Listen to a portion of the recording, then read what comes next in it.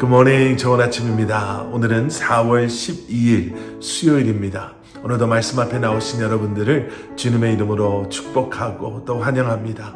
오늘도 묵상하는 말씀을 통해 우리에게 허락하시고 공급하시는 하나님의 은혜와 평강이 여러분들의 삶 가운데 충만하기를 기도하겠습니다. 오늘 우리에게 주시는 하나님의 말씀은 사무엘하 2장 1절부터 11절까지의 말씀입니다. 사무엘하 2장 1절부터 11절까지 말씀, 우리 함께 말씀 보시고 또 말씀 나누도록 하겠습니다. 그 후에 다윗이 여호와께 여쭈어 아뢰되 내가 유다 한 성읍으로 올라가리까? 여호와께서 이르시되 올라가라. 다윗이 아뢰되 어디로 가리까? 이르시되 헤브론으로 갈지니라.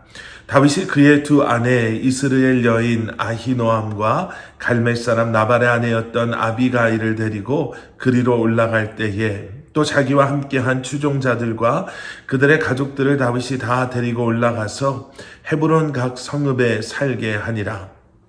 유다 사람들이 와서 거기서 다윗에게 기름을 부어 유다 족속의 왕으로 삼았더라. 어떤 사람이 다윗에게 말하여 이르되 사울을 장사한 사람은 길르앗 야베스 사람들이니이다 하매 다윗이 길르앗 야베스 사람들에게 전령들을 보내 그들에게 이르되 너희가 너희 주 사울에게 이처럼 은혜를 베풀어 그를 장사하였으니 여호와께 복을 받을지어다. 너희가 이 일을 하였으니 이제 여호와께서 은혜와 진리로 너희에게 베푸시기를 원하고 나도 이 선한 일을 너희에게 갚으리니 이제 너희는 손을 강하게 하고 담대히 할지어다.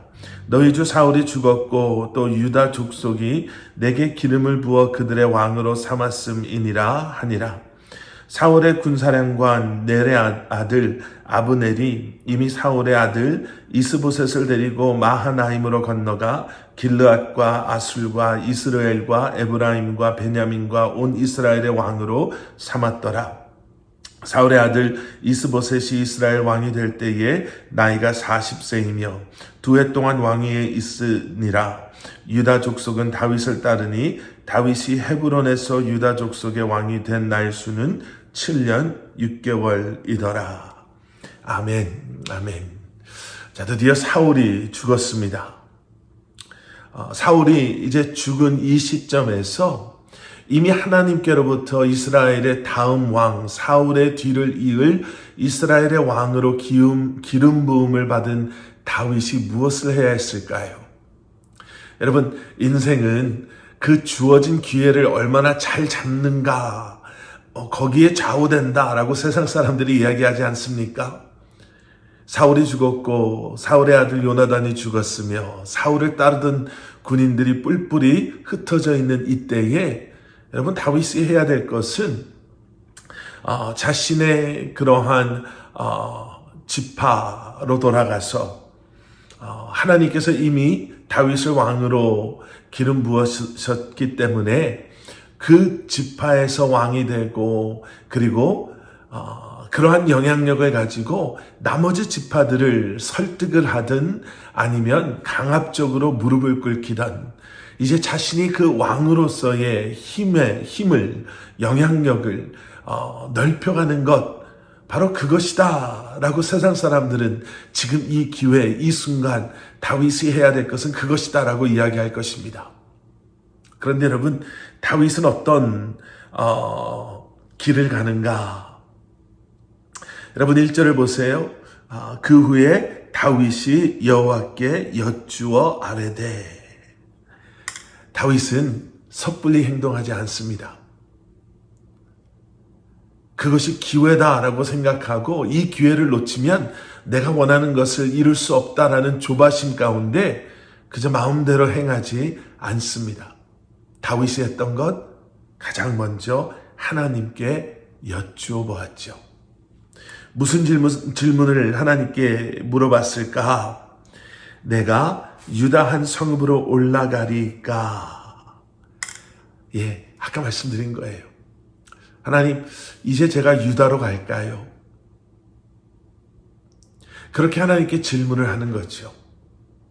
아마 질문을 하지 않아도 너무나도 당연한 것이지만, 그리고 아마도 그것이 하나님께서 원하시는 것이다라고 짐작해 볼 수는 있었겠지만 다윗은 추측도 짐작도 하지 않습니다. 하나님께 여쭈어 보죠. 그리고 그러한 다윗의 질문에 하나님께서는 올라가라 라고 대답해 주세요. 그리고 나서 다윗이 다시 한번 하나님께 여쭈어 보지요. 어디로 가리까? 라고 여쭤봤을 때 하나님께서는 헤브론으로 가라 라고 말씀해 주십니다. 여러분, 우리가 우리의 마음의 조바심을 잠깐 내려놓고 그리고 우리의 감정의 앞서감을 잠시 멈춰 세워놓고 세상 사람들의 끊임없는 조언이라고 할까요? 의견이라고 할까요? 기대라고 할까요?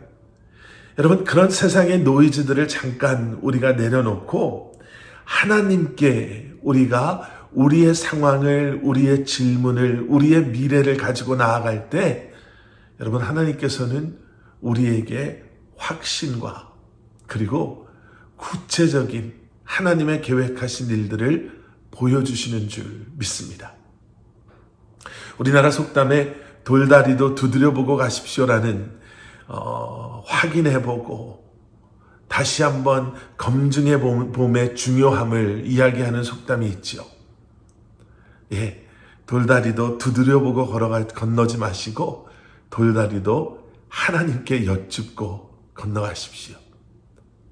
우리가 그 돌다리를 두드려보는 것보다 더 확실한 것, 우리가 우리의 발로 밟아보고 우리가 가지고 있는 지팡이로 그 돌다리를 때려보는 것보다 더 확실한 하나님의 확인시켜 주심, 하나님의 뜻을 우리에게 알게 하심이 여러분, 우리를 주님께서 원하시는 길로 인도하게 될 줄 믿습니다.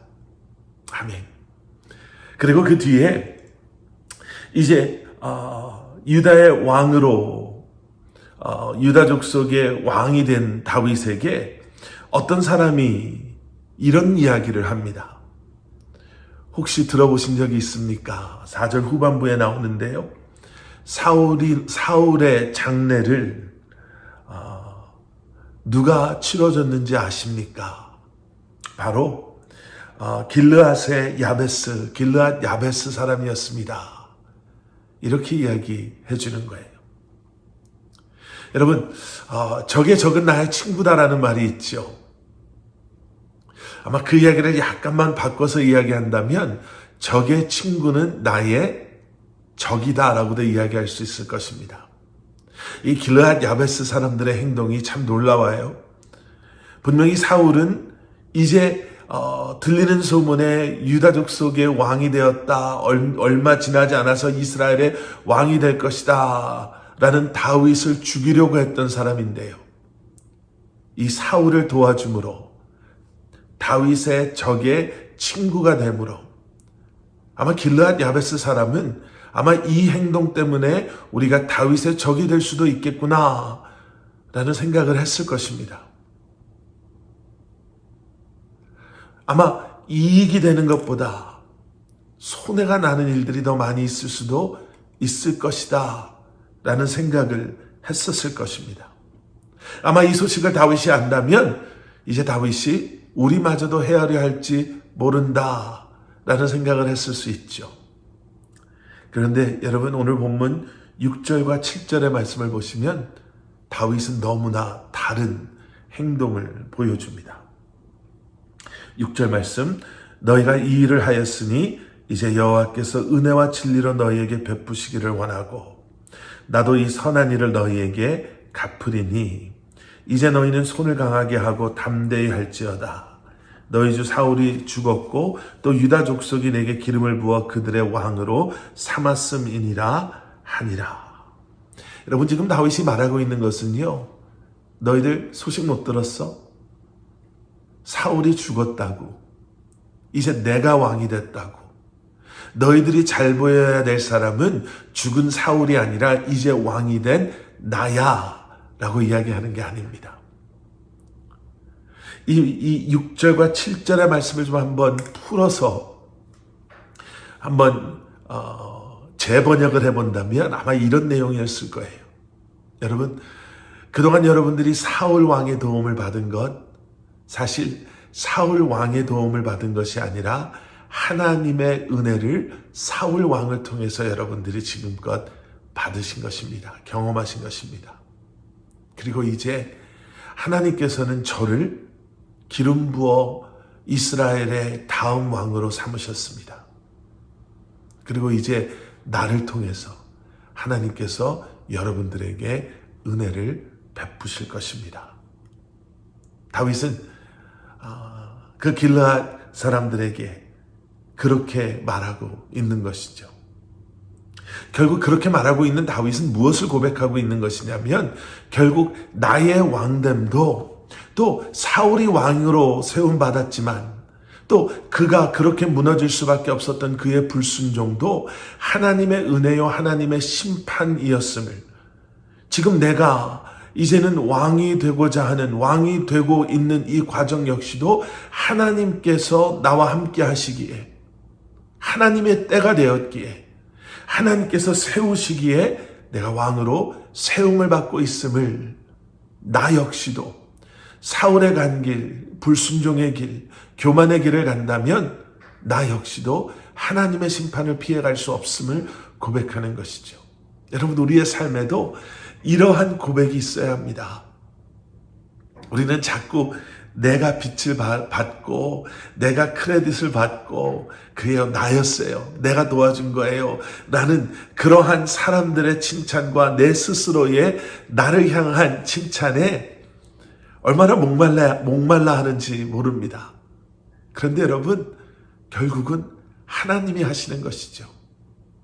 우리와 같은 죄인을, 우리처럼 연약한 자들을, 우리처럼 부족하고 실수투성인 사람들을 하나님이 택하셔서 하나님의 계획하신 일들을 이루시는 것. 여러분, 주님 앞에 그러한 고백을 가지고 주님 앞에 온전히 드려진 삶을 사심으로 여러분들을 통해 오직 주님만이 영광 받으시는 삶, 오늘도 그러한 삶을 살아가시기를 주님의 이름으로 간절히 축원합니다. 함께 기도하시겠습니다. 사랑의 아버지 하나님, 주님 앞에 모든 것 내려놓고 주님의 뜻을 알기를 소원하는 마음으로 주님의 말씀에 순종하고 또 주님의 영광을 위해서 이 한날을 살아가는 저희들 되게 하여 주시옵소서. 오늘도 우리가 처해져 있는 그 환경 속에서 끊임없이 주님과 교제하며 교통하며 그리고 순종의 길을 가는 사랑하는 성도님들 한 분 한 분 되게 하여 주시옵소서. 예수 그리스도 이름 받들어 간절히 기도드렸사옵나이다. 아멘.